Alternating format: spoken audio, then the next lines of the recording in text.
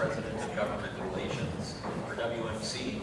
WMC is the State Manufacturers Association, the State Chamber of Commerce, and the State Safety Council, all rolled into one organization. We were founded originally as the Manufacturers Association in 1911, and we merged with the Wisconsin Chamber of Commerce in 1976. And really, since the beginning of our organization, we were founded with the mission of making Wisconsin the most competitive state in the nation to do business. And that's what we strive to do every day. And it's a privilege for us to be able to be a part of this event today, and to be a sponsor, and to have such a great panel of thought leaders who are going to talk to all of you now. But it's really a privilege to be able to introduce Professor Charles Franklin, who I think all of you know has led the Marquette University Law School poll since 2012 with Marquette University, but previously with the University of Wisconsin in the Political Science Department, and was actually a professor of political science at UW when I was a political science major there. So maybe people can blame you for me. There are probably a lot of people. I'll take blame and credit. Probably a lot of people in this room would want to give you blame. But we're delighted to have Professor Franklin in the Marquette University Law School poll. Is just an incredibly well-respected public poll. I think respected for a lot of different reasons. Methodology is one of them, and I think you guys are going to get into some of those discussions. But I think accuracy, and for those of us who invest a lot of resources into public opinion polling, and I don't know if BJ Martino is still here, but there he is. The excellent work that the Terrence group does for a lot of groups like WMC in sort of the private polling realm. Public polling is every bit as important in terms of shaping, the conversations that we have in the policy-making arena. And the Marquette poll and Professor Franklin, they do just an incredible job, and their results speak for themselves. I think if you go all the way back even to the recall elections and many others in the state that have taken place since then, I would put the Marquette University Law School poll up against any public poll in terms of its accuracy. So it's a treat to have you here today, Professor Franklin, and thank you for being here, and please take it away. Thank you.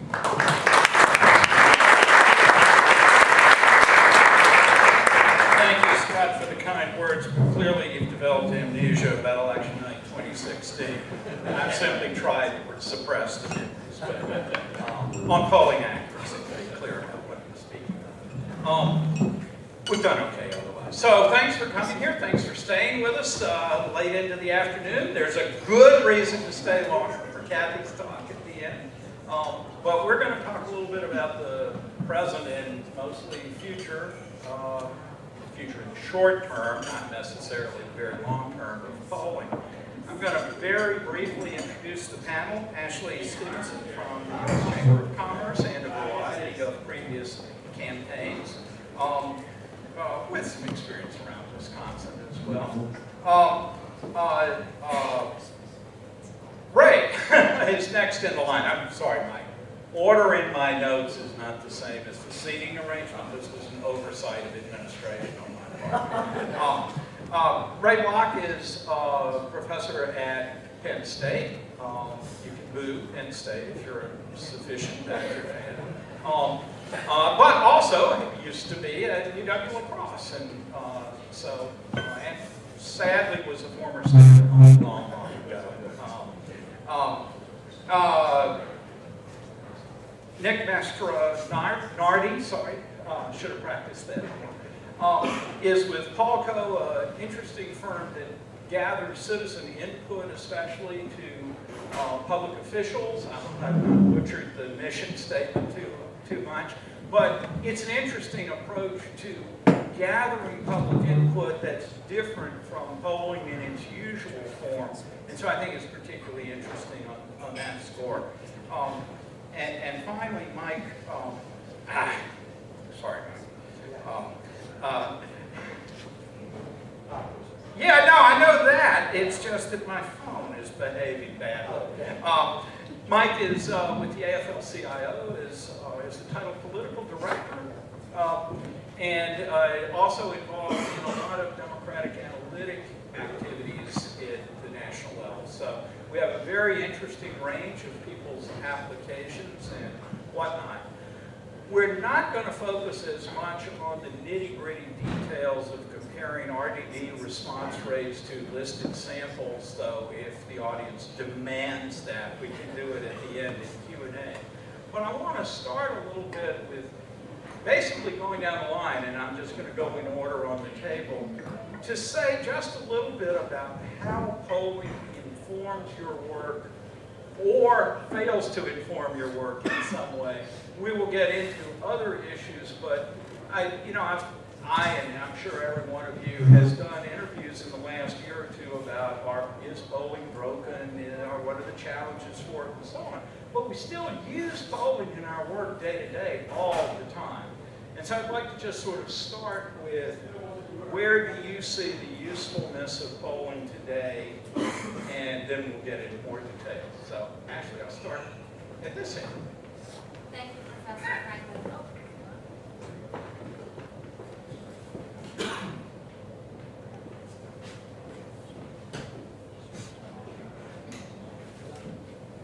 Good deal. Thank you very much, Professor Franklin, and to WMC for hosting this event. It's great to see our local chamber colleagues here in the state of Wisconsin, so grateful for that. Speaking to the chamber specifically, it's endless the way public opinion research better informs the work that we provide to our membership, and then of course the guidance that perhaps we give to others, or in the voter education department that I work in directly. One of the main uses of it is most certainly understanding where public sentiment is on the issues that matter to our membership. Right now, the here and today, the focus is on the USMCA, and we know that public opinion tells us that's very important to get past. We've been focusing a lot on this hot topic of capitalism versus socialism and what to do with it, how to explain it to our membership, and what are some actions that we can take. And I would say, Professor Franklin, the key word is action. That focuses a lot on the kind of research that I work in. And then lastly, certainly taking a look at some of those political races, and I know we're going to get to that later and how polling affects that, where the chamber or our friends might want to be engaged in understanding just the state of the race, and then most important to our efforts, the kind of messaging that voters that we communicate with would want to hear about. So a whole host of different ways polling touches every day at the U.S. Chamber. Good afternoon, everyone. I wanted to give a shout out to Jeff. I too am wearing a purple shirt. And what I've liked a lot about being affiliated in an African American Studies department and a political science department at Penn State is that in FM studies, being community engaged is actually part of the deal.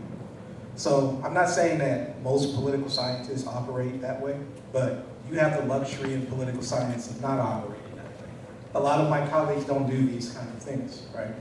And it's always been a major priority of mine to blur the lines between my teaching and my research and my service. In other words, I want everything to feed into everything. And I care a lot about voter mobilization. And because of that, I have an intellectual interest in voter mobilization. Deep down inside, I just want more people to go out to vote. And it's a value that I've carried into some of my service work, which actually happens to be my research and actually happens to be part of what I teach.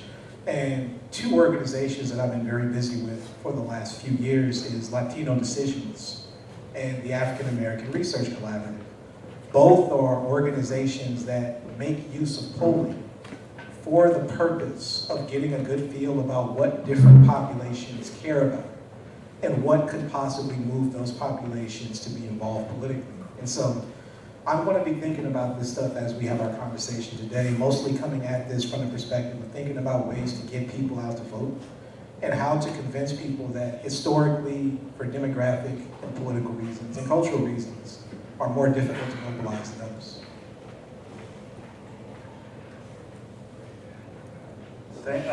Yeah, my name is Nick, and thanks so much for having us. It's an absolutely fascinating industry. It's complete transition, and I think that how I approach the polling industry is probably slightly different than from the traditional approach.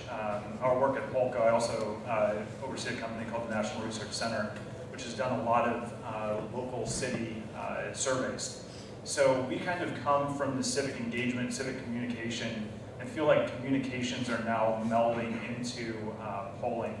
So we provide an engagement platform to cities, to counties, to school districts, to state officials, and now to media organizations so they can hear from resident members of their community on a variety of topics. I think where it gets really interesting and starts to provide useful insights into the polling world is when these organizations start to do standardized questions for benchmarking analysis and see how they compare to others. And it's such a pure way to respond as people start to come onto the platform. We build these digital panels. We start to present to them these different questions. And so it originated as a communication tool, but with digital communications the way they are, it just spits off so much data. We never share individual level data. I think that also helps foster some participation. But at the end of the day, from all these communications, from all this civic engagement at these different levels, now with standardized questions, it's providing incredible insights. So it's kind of communications turned polling. And I'm excited to kind of provide that aspect or that lens to the following questions as they pop up. Thanks.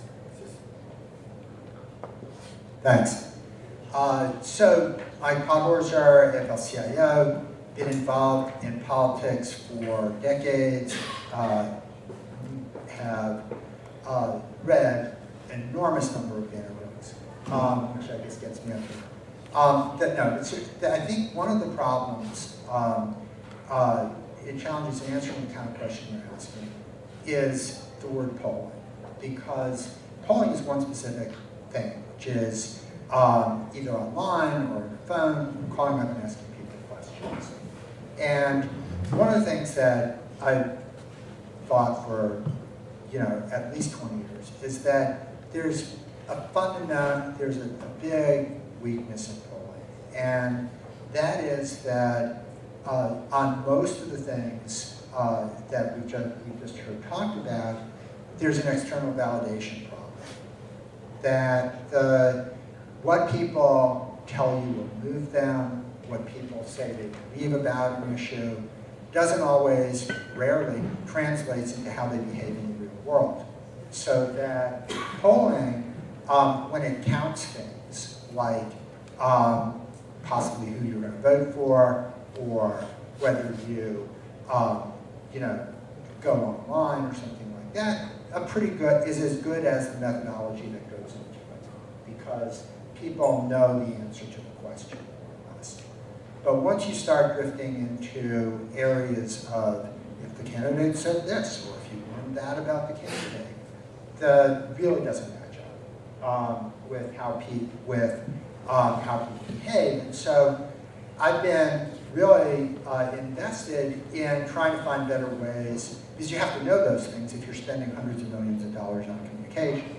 And there are lots of other tools that are available to do that. For a long time, been very involved in actually just doing real-world experiments where you do a communication to one set of people, another to another, and then use polling in a way that it can be useful to say what actually worked. We'll go into this in more detail, but I think it's probably good for this panel to think about sort of the future of opinion research and thinking about how we get what we need to know to carry out communication programs and move people, than the narrow sort of what you immediately think of when you hear the word polling. That's a great point, and I want us to come back to it more than once in the rest of the conversation, because thinking about how you expand what polling means and how you measure things in it is, I think, a broadly interesting and important thing. For those of you that don't live in this world, the idea of doing experiments either within a questionnaire or doing real-world experiments and then measuring things with polls or turnout or other things has been an explosive area in the social sciences in the last 10 or 15 years, and more and more in the political world of being able to do those kinds of things.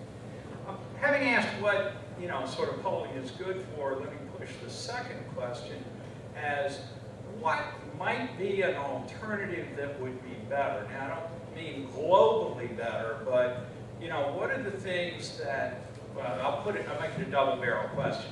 What are the things that polling alone can get you that the alternatives can't? And where might an alternative be better than a poll? And Mike's teed this up really nicely with the idea that, we give you a hypothetical, but then the response to that is hardly indicative. So let's talk about that for a minute.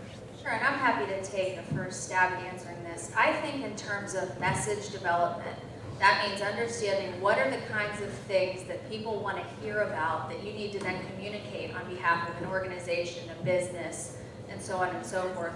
Polling is the only way to accomplish that. Polling lets us answer big questions for big demographic groups. I really believe an alternative for understanding the minutia of what's happening is where predictive modeling comes into play.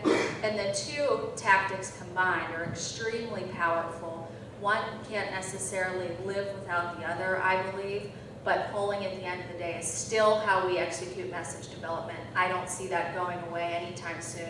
We are going to talk about, I think, whether phone polling is dead or not, but I think predictive modeling is the way of the future and understanding particularly horse races on the ground, seeing where a ballot actually is at the individual level.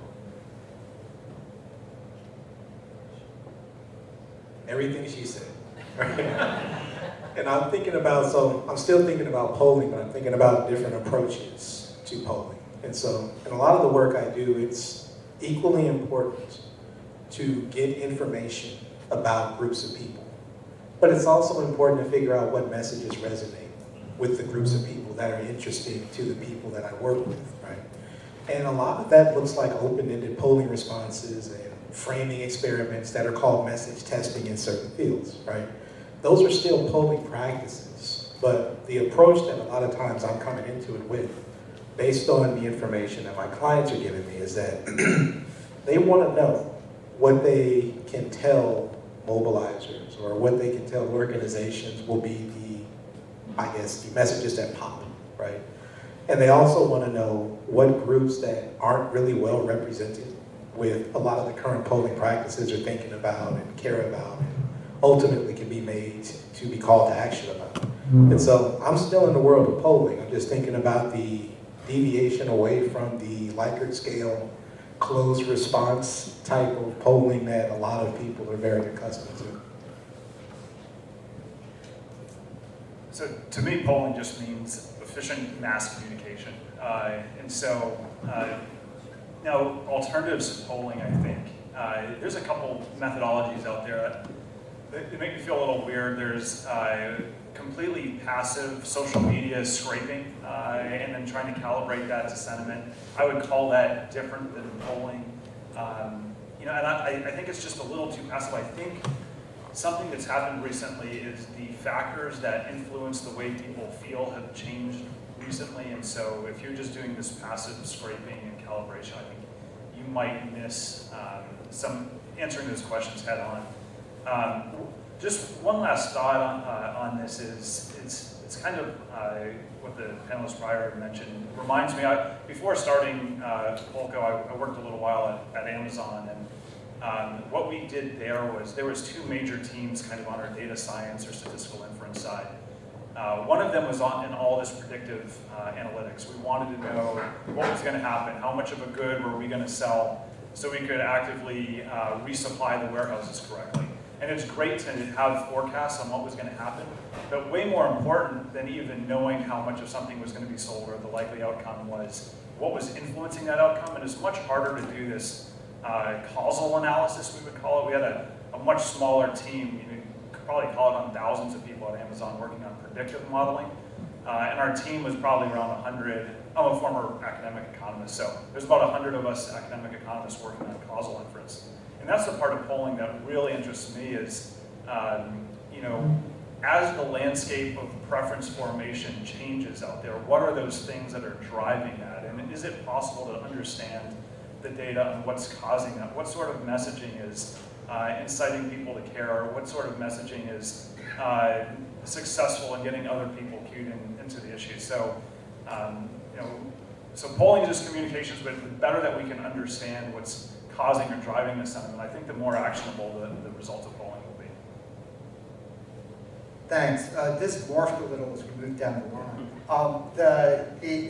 One thing I want to say, just because everyone mentioned message testing and polling is role in that, I would put out that polling at a national level in a meaningful way, no one has noticed, but polling has been supplanted in terms of how people test messages. And that as we sit here this last week, you have in full view the Trump administration and the Republicans have been message testing in public. And they have been throwing one thing after another into social media and watch to see what stuck. They weren't doing the kind of set play, let's get people into a focus group, let's do a poll. They just generated everything they could, and it was the same thing during the 2016 campaign. Trump would get up and say 100 crazy things at a rally. Whatever he got applause for, he started to repeat. And there was no pollster or opinion research person saying that the numbers say this. And so I think in a lot of ways, this panel is a little bit reflective of how the ground has shifted and no one's even acknowledging that goes back to what I was saying about external validity. And I see even though it hasn't become the fact that polling in the media context has receded in importance because there's just hundreds of them, I think for serious campaigners, it's fading out. Oh yeah, no, I mean, when 20 years ago, you didn't have the same, you couldn't do data mining, you couldn't do the kind of modeling that we do now, you couldn't do a whole host of tools that are available to us now that, and again, this is not necessarily at every level of the political process yet or anything like that, but I'm talking at the presidential level, people who are spending tens of millions of dollars on communication. It's just not the way it's being done. I would add to that, we saw that the Trump era is unlike any other, and for those of us that are professional pollsters, be it political or academics, as we watched those debates through the 2016 cycle, it was clear who was using polling to help prepare versus the one who wasn't. And that was something interesting to be a part of in a faraway manner, because we know who was message tested and who clearly wasn't. He tested his messaging, maybe as you said, Michael, externally by seeing how many, what happened to the ATM machine. And I would say that's a way, certainly, that this president engages his message testing is how much they can raise based off of all these things they're constantly throwing out there. So I think we're at a real intersection. It's going to be interesting going forward to see what kind of campaigns can survive as the old tried and true, using very serious, expensive, academic-driven message testing versus those who follow in this mold and just go out kind of slingshot and see what sticks and what helps them raise money and takes it sort of more day-by-day ad hoc versus laying out a messaging art using public opinion research to help you build your strategic plan. As long as there's not a price to be paid for a message that flops, that kind of open testing is a pretty effective strategy, I would say. You know, part of the reason for doing the testing in advance and privately was so you didn't put out a proposal that flopped or produced blowback, but I've certainly seen it claimed that Trump rallies, he goes through a list of things and what works gets repeated. I'd love to see the quantitative information on that.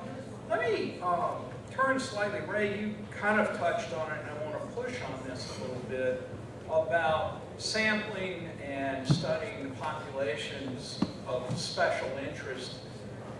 And I'm going to call them hard to sample or small populations. As a working definition, let's just say anything that's less than 10% of the population. So if you do a sample of 1,000 people with a 10% group, you've only got 100 people in that poll to work with. And sometimes those are hard to reach people. So if you want to find 18 to 25-year-olds, first of all, good luck. But second, how do you focus on groups that may be really important? You're connected with Latino Decisions, for example, which is an organization, if you don't know, that has invested tremendously in developing good samples of Latino voters in the country, way better than what we get in a general purpose sample where you both have the small size and various errors in sampling. So could you take that and talk a little bit about it? I'd be happy to. So one of the things that I really like about what Latino Decisions does is that they scouted out their quote-unquote lane and have been working really hard within that lane. And I would argue that we don't know very much about Latino voters. Like, we have ideas because we make comparisons between hard to sample groups and groups that are less hard to sample, right? But I feel like our knowledge that's accumulated in my field in particular is really much more saturated with those groups that are numerically better represented in polls than those groups that aren't.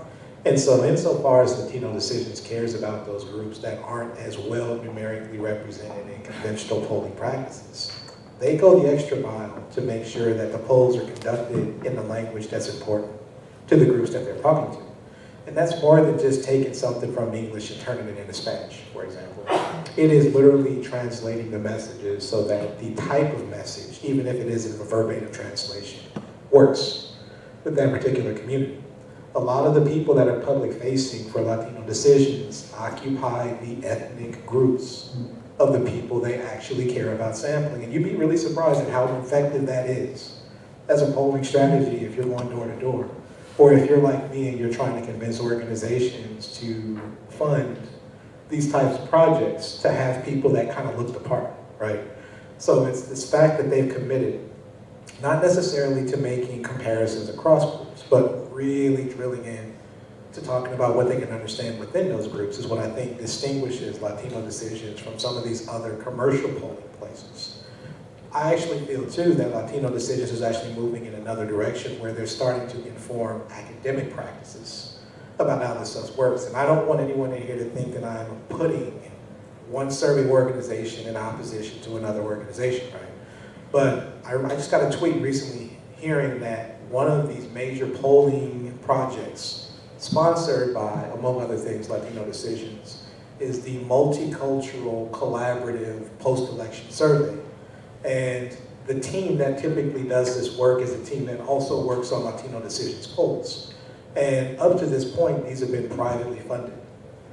Up until this point, however, we just found out that the NSF has funded $1 million project for Latino Decisions to actually build the kind of survey that the ANDS is, with an eye towards really oversampling these populations that tend not to be heavily represented. And that means that someone like me who does service work, looking at voter mobilization, can now combine that with my research interests for doing voter mobilization and do some of the predictive modeling that you're talking about because the numbers are favorable now. We deploy both types of methodologies. We have, for the non-methodologists out there, a lot of it is probability-based random sampling, and we do that in some communities. And the digital side of our operations on Polco is in recruitment or non-probability polling and surveying. One of the nice things about that is there's no constraints on who you can. You should seek the input of everybody in your community and go for it. And one of the cool things is doing that with an online component. And we do real-time verification is in real time you now see who you have and who you don't. And so while you may say, like, if I'm doing recruitment and I'm doing it online, I might be missing a lot of the community. And that's, that can be true out of the gate, but if you're getting those results in real time, then you can react and change your outreach methodology. So yeah, out of the gate, when we work with a local or a state organization to help them poll or survey on an issue, we inevitably get lots of respondents in those 40, 50, 60s, male and female, but we do miss those hard-to-reach demographics. One of the hardest-to-reach demographics, as alluded to, is the younger folks. And one of the great ways that we help get respondents of that demographic is you can go online, you can do targeted social media spends, and get the response rates from those younger demographics. You know, I think there was Pew Research that said something like 85% of US adults are not only online but have a social media account. So you can get decent amounts on it that way, but really though, we really struggle with the Latino community in getting that. And so a couple things that we do is, you know, as we see that in real time, we help those organizations hear from those communities by going to local leaders of those communities and let them know that, hey, if you want to weigh in, I mean, it's kind of easy for us because a lot of times we work with state officials who are trying to hear and say the state is seeking your input on these issues that are going to influence your quality of life. You know, let the church leaders or let other people know that they can weigh in on that case in a non-probability format. But yeah, just knowing real time and getting data on it is the best way to fix a problem is to measure a problem and be able to react to it timely. Thanks. First, I want to underscore how important I agree, how much I agree that the role Latino Decisions has played in this, in what you're talking about, has just been enormously important, and that without that kind of expertise in that field and diligence about doing it right, that it would be big loss, and this is really important. But to go back to your question, I want to add another twist to small parts of the population. And this gets somewhat to another challenging the way polling makes us think about the world. I would bet that everybody in the room, and this is how you intended it, when you think about small populations, think as we went to Latinx or maybe Gen Z people, whatever. But we're only thinking in demographic terms. There are other small populations that are just not defined by demographic characteristics that we're missing.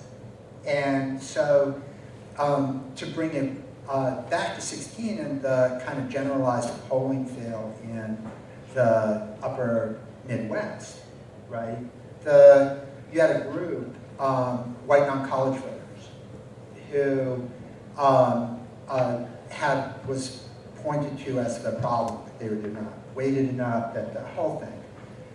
But when you dig into it more, what you find out is that within that population, right, so that you've screened for, are you college or non-college, big difference between non-college who do manual work and people who work in an office. And the people, non-college voters who do manual work are much less likely to take a survey and much more conservative. So that even if you have the right weight for this non-college category, still missing the boat. Dig even further. If you're non-college and you live in a non-college neighborhood, you're different than if you're non-college and live in a college neighborhood. So even when so the challenge is even more than these broad categories of people that demographics provide for us. It's how are you making sure that you're getting enough of the people in that category who just don't like to take surveys.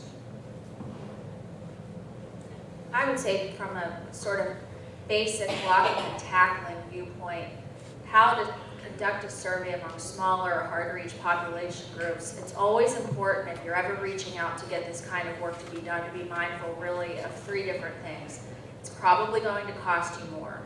It's probably going to take more time. And that's something that's important to be reminding your clients if you're ever working with somebody on this behalf too, that we're not going to be in and out of the field like a political poll in just a matter of days. You have to set expectations to be quite a bit longer. And then of course what's been touched on so eloquently are all these different multi-modes, and that's what's really exciting about the direction of survey research, the ability to collect information through different avenues, whether it is online. Some people are starting to experiment with text messaging, which I'm so grateful for the academics and the PhDs who spend the time AAPOR to understand these modes. Of course, live caller surveys, And then there's something else called interactive voice surveys, which is those auto dials that everybody sort of complains about. I know I certainly do, but they play an important role too. So there are a number of different channels through which you can go collect mass responses, but just always be mindful that it's going to take a lot more time and probably cost you quite a bit more money if you're looking for something very specific. I'm going to ask something that seems a little technical, but I think it underlies some of the things we've just been talking about. And that's the development in the last, pick the number of years, let's say 20 years, of listed samples as opposed to RDD or area probability samples. Back in the old days, when I learned survey sampling at Leslie Kish's knee, famous sampling statistician for those who are not into this, there was no national voter list. There wasn't even a state voter list. And the revolution that has come with voter lists on the one hand, but also listed samples for a variety of other things, like you can buy a list of every address the Postal Service delivers to. That didn't happen in my survey sampling class. How are you able to exploit those lists, or do you think they've had any kind of impact? Now, one, it's obvious, calling voters from the voter list instead of RDD. You know something about them. Dick, I actually want to start with you because my impression is in checking whether people are on a voter registration list that are participating in some of your groups, you're actually using that way, but maybe I'm misunderstanding. So set me straight on what you're doing. No, you're exactly right, and I think it's, I don't even know if people out there realize that all these publicly available data sets about them, that they're out there, and if us in our profession want to understand, we should be using them correctly. I'm old too, as it started with my dissertation in grad school, and there were not standardized voter lists. I remember calling each state secretary of state and compiling them together, and there was idiosyncrasies between them. Now, people don't even have to go through that hard work. I mean, you can go out there and get these nationally standardized voter files. But so just for instance, in our line of work, the way that we deploy the capabilities of these available data sets is we ask respondents name and zip, and that's it. And with name and zip, you can make matches on voter files, and you can realize a lot. These are publicly available data sets that everybody has access to. But one thing that's nice about it is it keeps the surveys, it keeps the polls that much shorter, and they're not self-responding on their demographics, so you can be confident they're more accurate. So it's a better respondent experience. It's better for the question asker too. You're getting tons of data. And so yeah, sometimes there's 2 John Smiths in a zip code, and if only then when necessary we'll ask for additional. But once you take in name and zip and you know then all the files from the active voter status, precinct, a lot of stuff about the respondent, it helps you know how representative your base is, how many more people you need to, and it doesn't have to be voter lists. Like you mentioned, you can go to USPS, you can go to credit card APIs, you can compile one with another and a third, and with very little questions asked, you can save yourself having to ask a lot of self-respondent demographics and understand a lot about your respondent. And a lot of these things don't use it necessarily on a we commit to never sharing that individual level data back out to anybody. Others can go, figure it out if they want to, but it is a helpful tool if deployed correctly to understand where sentiment is and how it's changing. Thanks. So we may have been among the first pretty much go to only list-based surveys. And for a lot of the reasons you've already heard about, you just know a lot more about folks, you know whether they're actually voters. If you're doing all this in a political context, you can do all sorts of after-the-fact analysis about, because you know what their vote history is, you know a whole bunch of stuff to anchor and put in context what they're telling you on the survey. And but we do it very intentionally, knowing that we're missing an important part of the population. And that we are good, I hope, about not confusing what we find out from calling people on the voter file with what everybody who could vote would say.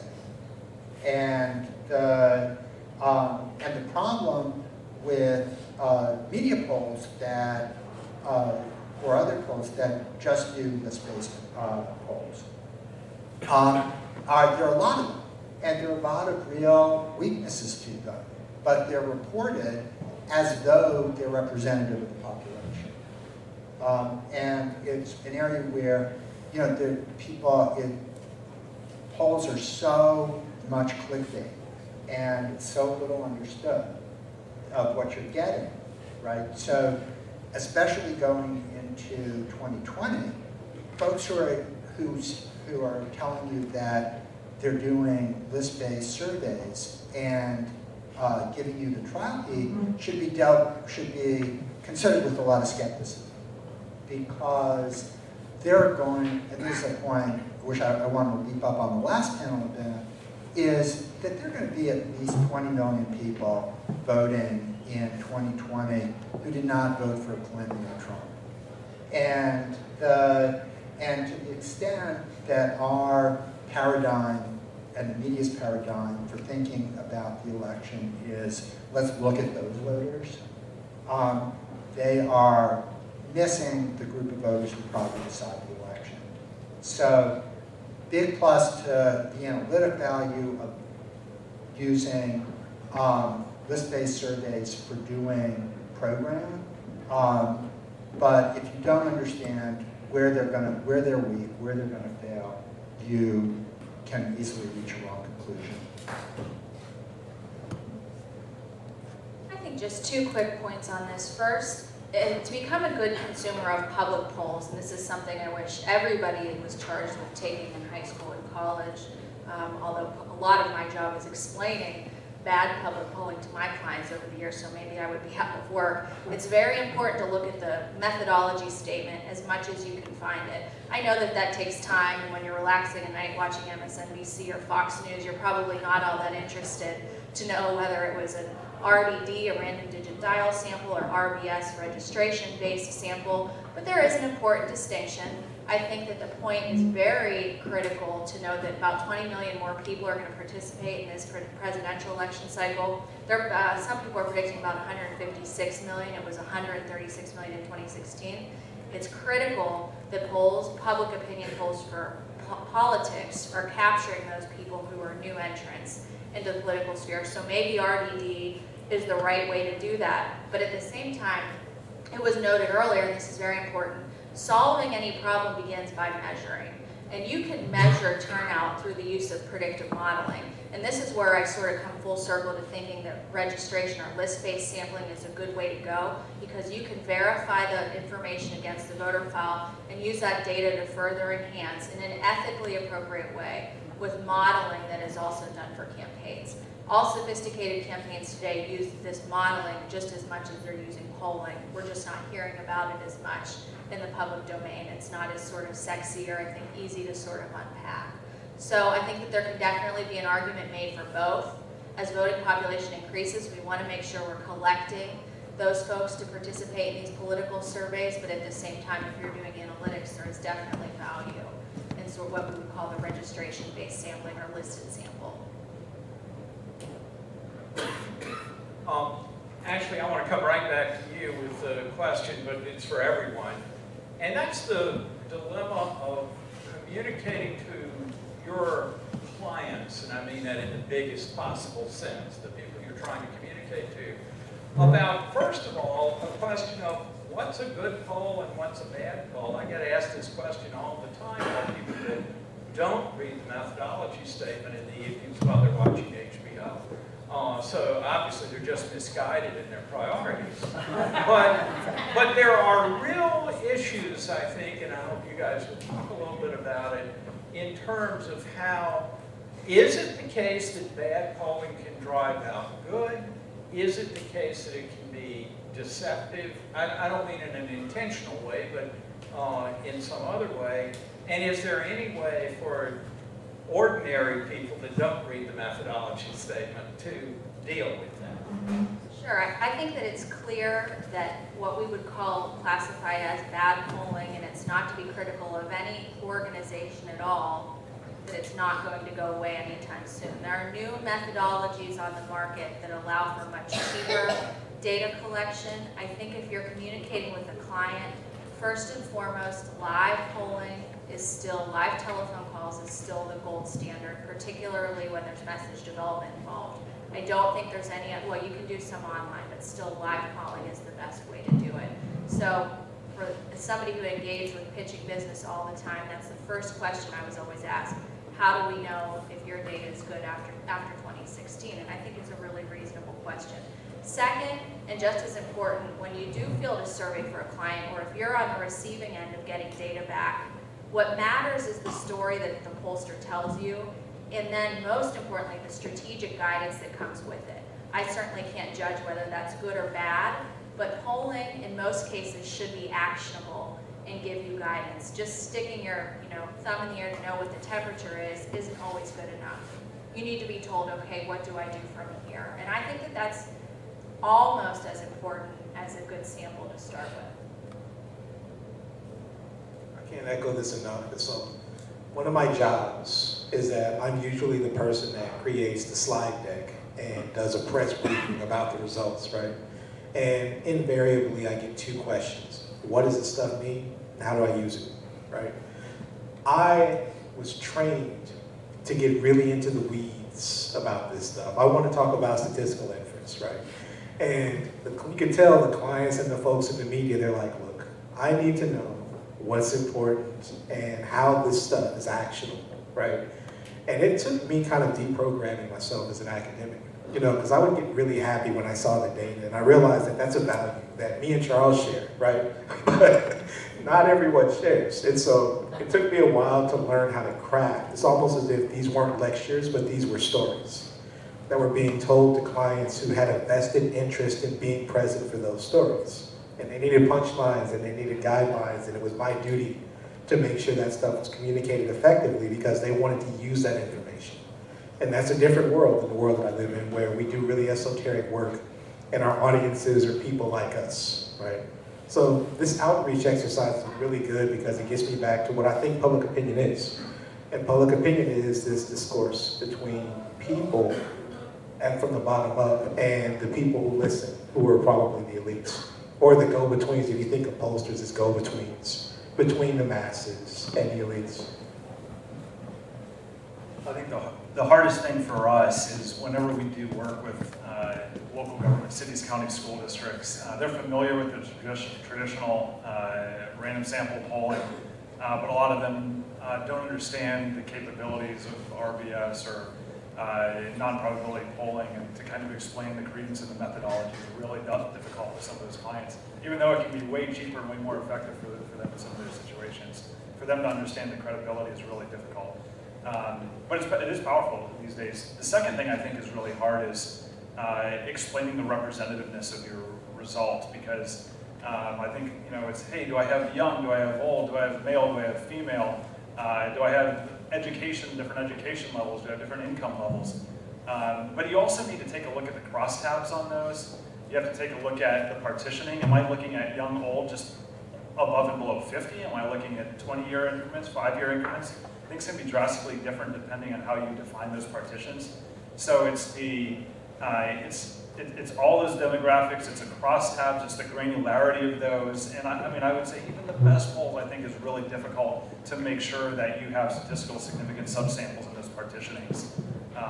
And so two things. I think people fail to give credence in some of the non-probability methods, and then people give over-credence in some of drilling down on these crosstabs when it's really hard to have confidence in those extremely fine subsamples.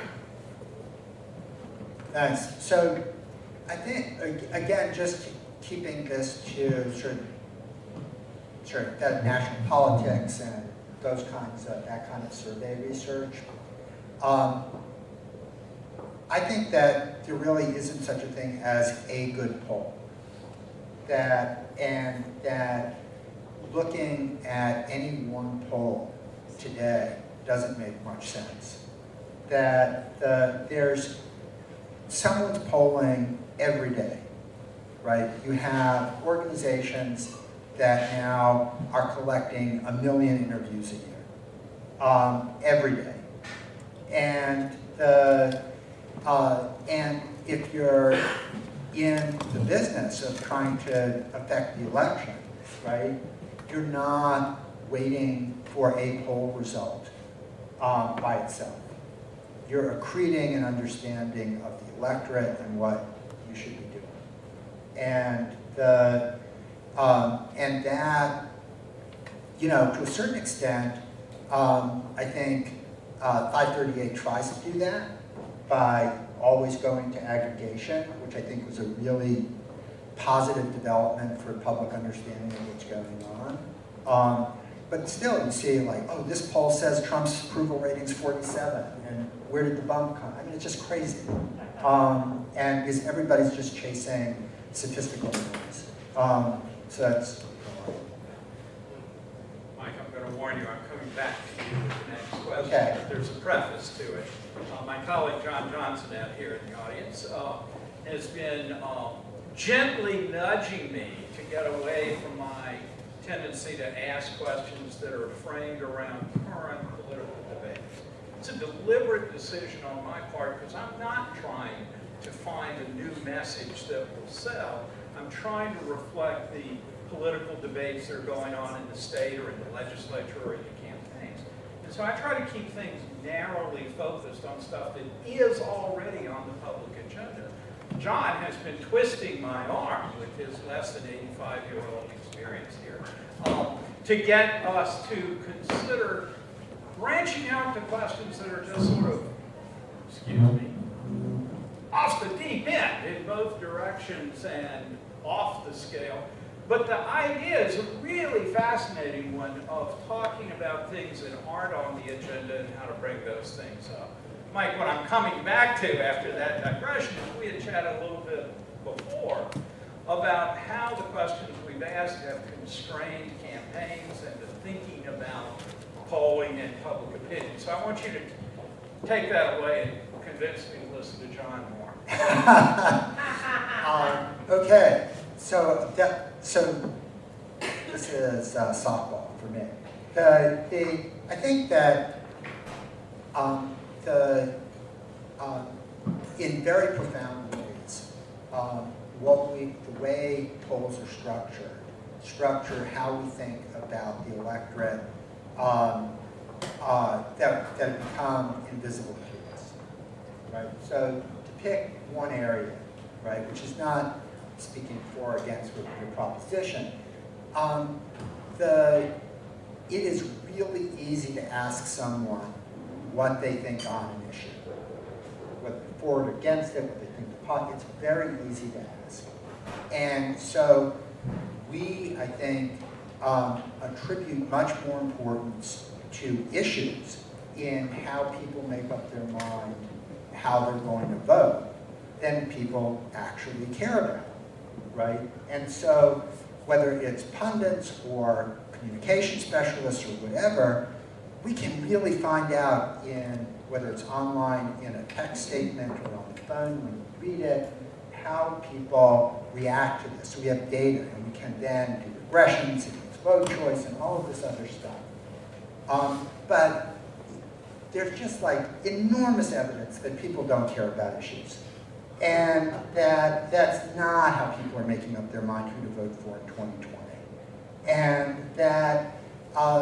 And so we are happily misleading ourselves that if we can find the right position on an issue, it actually is going to matter to enough people to make a difference. But we do it because it's so easy to do on a survey. Going into, to be a little bit more controversial, right? You don't think that was enough? Yeah. Going into 2016, right? Lots of academic studies have shown that how people's sense of white identity mattered a lot, right? But that's not something you easily capture on a poll, right? And so it wasn't really thought about, right? It was what a position, how do people think about the issues, which we can measure so exquisitely, right? So I think that's one way in which the way polls are structured our thinking in a way that leads us away from reality. And that doesn't really speak to whether we're expanding what we ask enough on the surveys. Because I think that one of the challenges actually is that we pay too much attention to what people think to untested, crazy ideas that are asked on polls. Because one of the things about polling that really does not match the world is that on most of these things, people do not make up their mind by themselves. They make up their mind ultimately based on what their friends think, what they're hearing in the media, all of that. And so if you come out of left field with some new question, you don't really know what you're getting as an answer, whether it will hold up when their spouse says, that's crazy, right? So it can be very misleading. And also, and I'll stop, but the other thing that's just really, again, doesn't structure our world the way people think, is that the things we test on polls are almost always verbal, right? You read it or you are read it. But you're not hearing Donald Trump say it. You're not, there's no way to simulate the messenger. Or the context you hear it in. And it's just words. And so we again polls bias us too much to get us to obsess too much on just picking just the right words when we know these other factors are more important. Anybody want to jump in on that? If not, I will move on. Ray, I've got one for you. This is a toss-up question for 30 points. Just joking. But you've actually spoken today about the triple focus of your work, the academic, the outreach, and the service and teaching. And so that's where I'm coming at this from. And your interest in mobilization. And this is one of the things that was implicitly talked about in the earlier session, or even explicitly, of how many people need to be found and gotten to be registered, right? And this is something that's not just a democratic process. The Trump campaign is talking about identifying non-voters that would support them in getting them registered. So it's truly bipartisan that way. And we also had a conversation for a bit about the demographics and the young people and so on, a group that is famously exceedingly low in turnout and fairly difficult to mobilize. And for that matter, relatively low turnout in the Hispanic and Latino community. So I'd like you to talk a little bit about that intersection between your academic research and interest in this, teaching young people in the classroom, but especially the challenges of the broader service question of how do we help create a more participatory electorate. I have a few projects that kind of get to the heart of this, right? Like it's this idea that, so we care about mobilization, and this is a major moment for mobilization potential all over the place, right? And, you know, like the reputation that young voters get is that they talk a good game, but they don't often show up, right? And so we've done a lot of work parsing out which young voters, right? And we tend to pay a lot of attention to young African-American voters in general and Black female young voters in particular, right? And a lot of the stuff that I've been doing shows that, just to be, you know, to be crass about it, discontent can be a good mobilizer. But I feel like that's not a surprising finding for people. Discontent universally has been given credit for mobilizing groups of people across party and across all of these other things. What's interesting with some of the things that we're thinking of, like me and my colleagues, is that hope and pride versus fear and anger as anchors for messaging, those messages are differentially effective across ethnic and racial groups, right?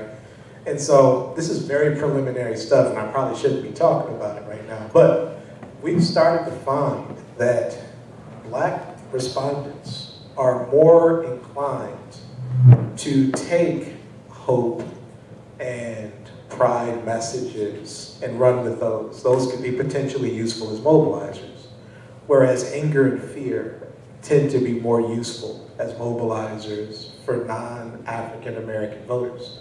We haven't done a lot more with it, but this is one of the things that we're actually trying to go through, right? And it makes major sense to me. I study African American politics, right? If you think historically about what that means to study Black politics, for example, Black politics is the politics of marginalized groups swimming upstream, right?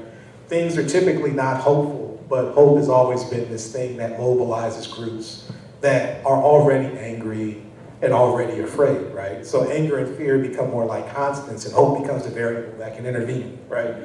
And so because of that work, we're starting to pay a lot more attention to hope and pride-related messages to see how those things pop.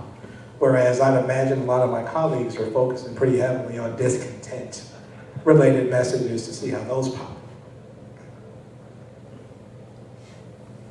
There are two elements of this discussion that I think are very interesting that hopefully those in the academic space will continue to explore, particularly about mobilization. First and foremost is what's new on the scene, these sort of modeling forecasters, 538, the aggregators that give these percentage predictions as to what's going to happen in the election cycle. We knew in 2016 that it was highly reported that Hillary Clinton was going to win by these forecasters. I don't know if that means that folks perhaps end up just staying home because they think their vote doesn't count. And on top of that, I think the edict that Professor Franklin has with the Marquette poll, I think others should follow in this suit. I believe you don't release data past a Wednesday or something ahead of the election.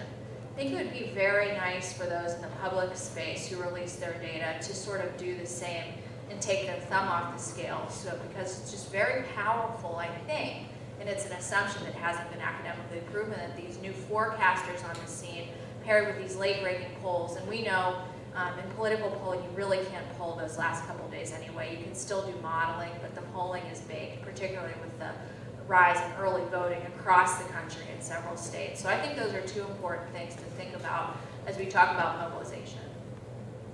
Great, thank you. To just follow up on that, there's the tension. We made the deliberate decision when we started the Marquette poll that Wednesday, the week before the election, was going to be our final release. There are plenty of pollsters that release on Sunday morning, and that's good for news value, and it's also good because you get the poll in that last week. So if you think polls are only about the accurate forecast of the outcome, you want to go right up till Tuesday morning, basically. Granted, what you said about the difficulty of that. But if you think the polling is more about informing about how the race is structured, what opinion is doing and changing, then there's less. But it obviously comes with the downside of the opportunity for change to happen and not looking so great. I want to... I got to ask this. If you had been in the field later, wouldn't your results have been different? We don't know. The only poll in the state that polled throughout the last week showed a 2-point Clinton lead, so that was closer. But they had a 2-point lead the week before, and a 2-point lead the week before that. So it was closer, but it was flat for the last 3 weeks. So, you know, we don't get to run the race over again and do the test. Well, some Democrats would like to run the race. Lots of Democrats. I did want to ask actually a posing question on this, but it goes to your organization. The Chamber is a pretty broad, heterogeneous organization. And since you have lots of campaign experience as well, I'd like you to just say a little bit about the differential needs between a very narrow focus of a campaign and a much broader organization and somewhat more diffuse set of interests that organizations have. Sure, absolutely, and that's a great question, Professor Franklin. The Chamber, one of the main focuses now, and there was a change to the scorecard, which is how elected federal officials are ranked, the Chamber is heavily focused on rebuilding the middle. So what does that mean? It certainly is understanding public opinion through publicly released polls and our own that we conduct internally that helps us achieve just that, and at the same time answering a lot of questions for a very diverse membership. It's no surprise that as there are certain, and we engage in federal politics, issues that matter, and again right now it's USMCA, collectively all of our efforts as an organization are focused on that wholly. But there's an undercurrent of a ton of issues that are going to bubble up that are critical for us to understand for our membership and just distill. The Green New Deal is a perfect example of that. Where is that going? Medicare for all. That is something that membership of the Chamber is very interested in. So while my background is specifically in a lot of purely election-related activities, I think it's that more sort of public affairs focus and grassroots research to just understand public opinion that guides our membership and how they react to certain issues. It's very important. Where'd you go? Okay, we're going to go out to the audience for some questions here. We got time for 10 minutes or so. Okay, go ahead and say who you are and where you're from. Hi, I'm Aaron Woriak from Marquette University. My question was about that with elections being largely dependent on like demographics and turnout and figuring out which demographics are turning out and who they're going to vote for. I was wondering, so that polls can like differ on in terms of who they predict are going to turn out, who their likely voter models are. And my question was about how effective could it be? Like I think Monmouth did a poll, did some polls where they released multiple versions of the poll depending upon which assumptions of who's going to turn out. How effective could it be for more pollsters to kind of go in that direction and say, like, well, this group turns out more, then the race could be this way versus that for a different group?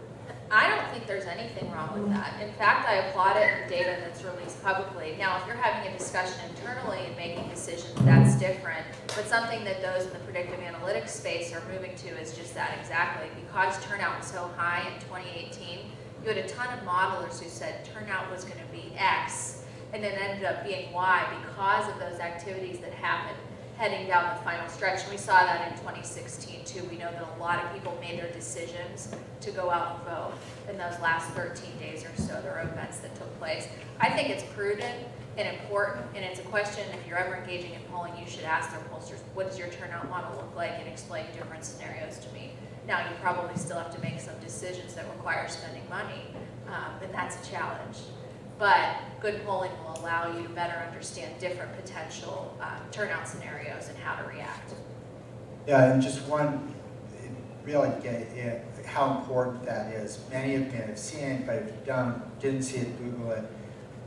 Before 16, they'd come to this great exercise where he collected, I can't remember who the pollster was, had them collect the data, gave it to 4 pollsters, didn't say anything about how to weight the data. They came back, and for Florida, I think it was, and it was like 4 or 5 point range in what the 4 pollsters came back with as how they would interpret the data.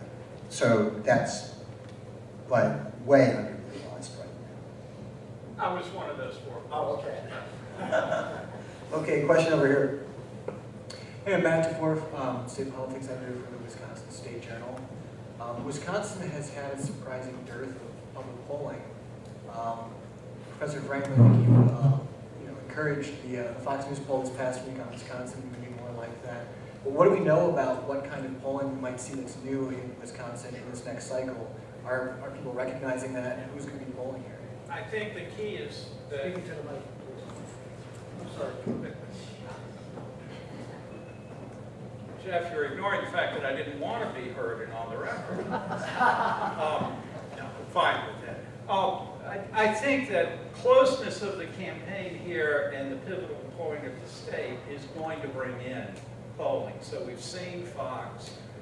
In the past, we've seen Quinnipiac and Monmouth working here.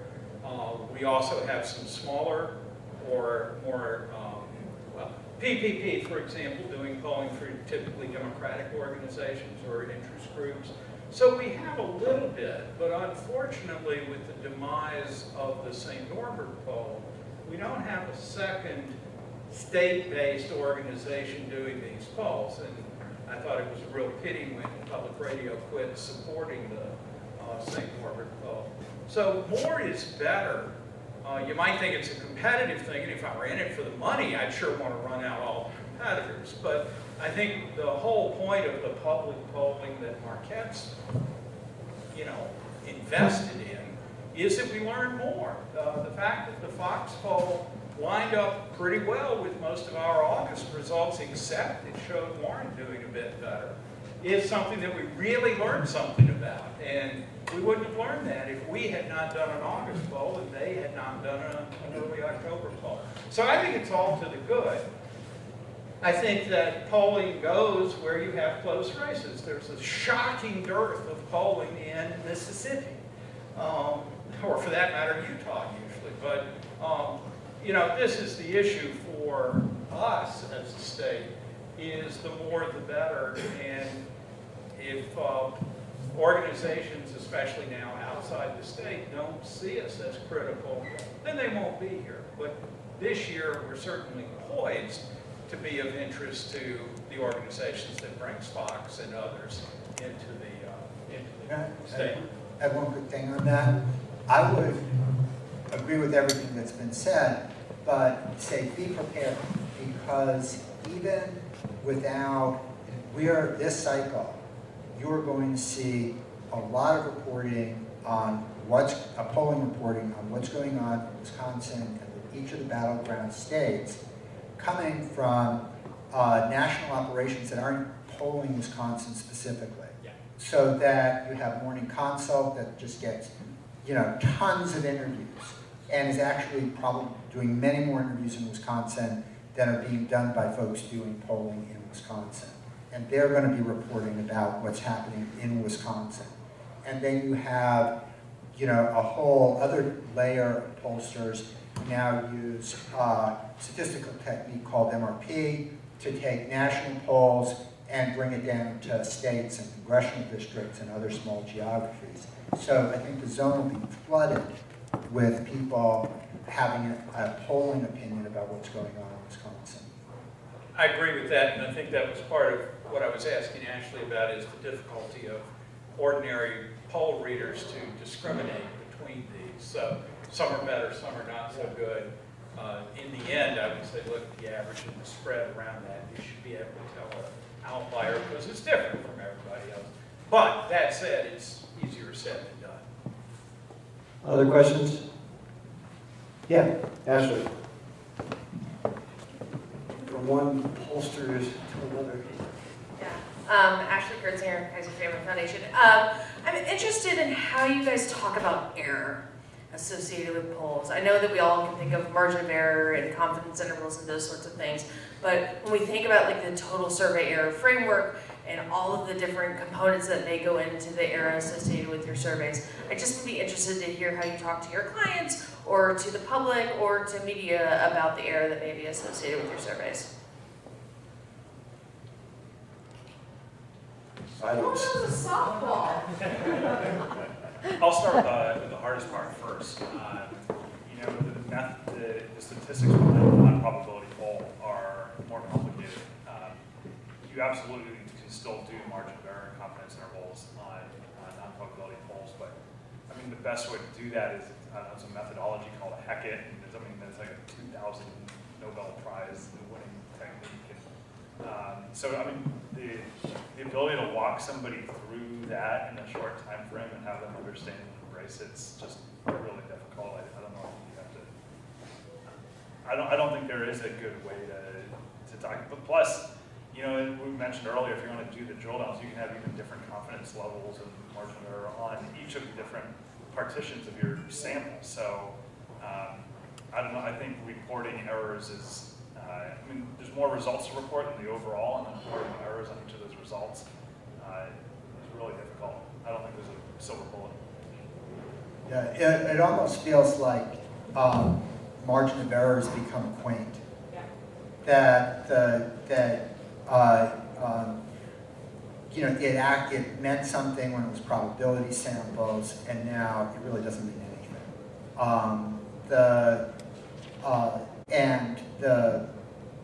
And so it goes back to something I was saying earlier, which is that at least in the political sphere, there are just so many polls that that you shouldn't look at one and say, this is right, right? So that whatever the question you're looking at, or the demographic group, or whatever you're looking at, how do all these other polls line up? And that gives you kind of a boundary, right, of what's likely to be the case. But nothing as specific as old-fashioned margin of error.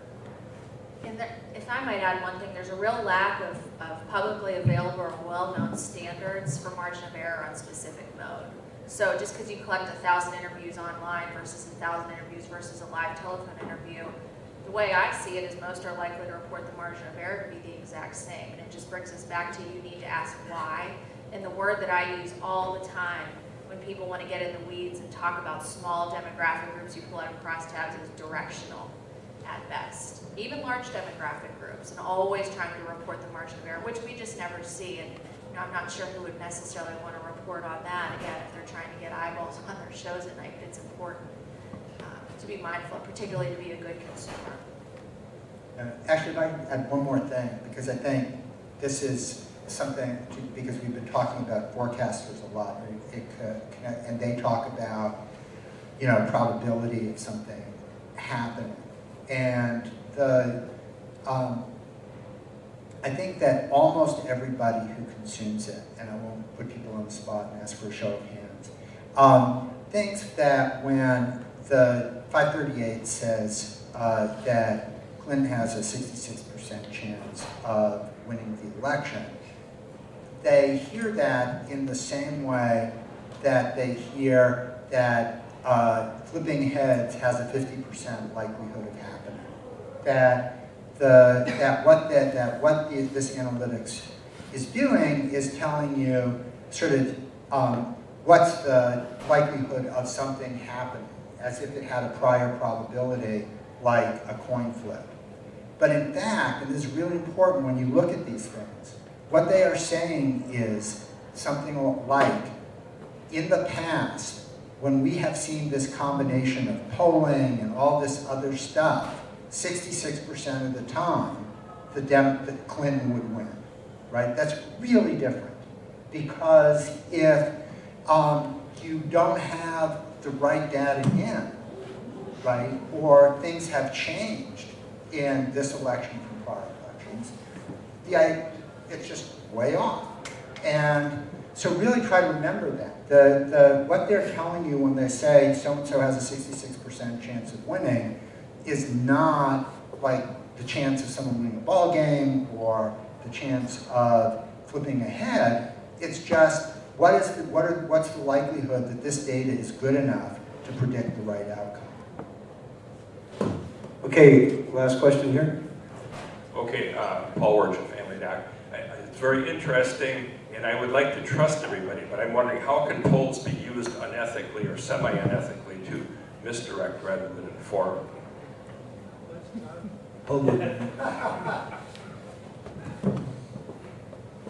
That was not a planted question, I'm pretty sure. You can start with how you ask the question. You can start with how you get it out, how you interpret the results. I mean, any one of the above. And it's so hard to do it right, and it's so easy to do it wrong. So, if I were to say the easiest way to manipulate a poll result would probably be in the non-probability world is who you promote it to. You can promote to certain demographics that could still appear representative if you wanted to manipulate it. We don't do that, but I wouldn't necessarily trust that everybody else would be in the same boat. I'm just going to say polls can pull, it's hard to say, in the sense that you could, quote unquote, throw a straw in the air and see what direction, the straw is going to go, right? Like you could be curious, and the reason you're polling is because you want to get information from people, right? But polls can push too, right?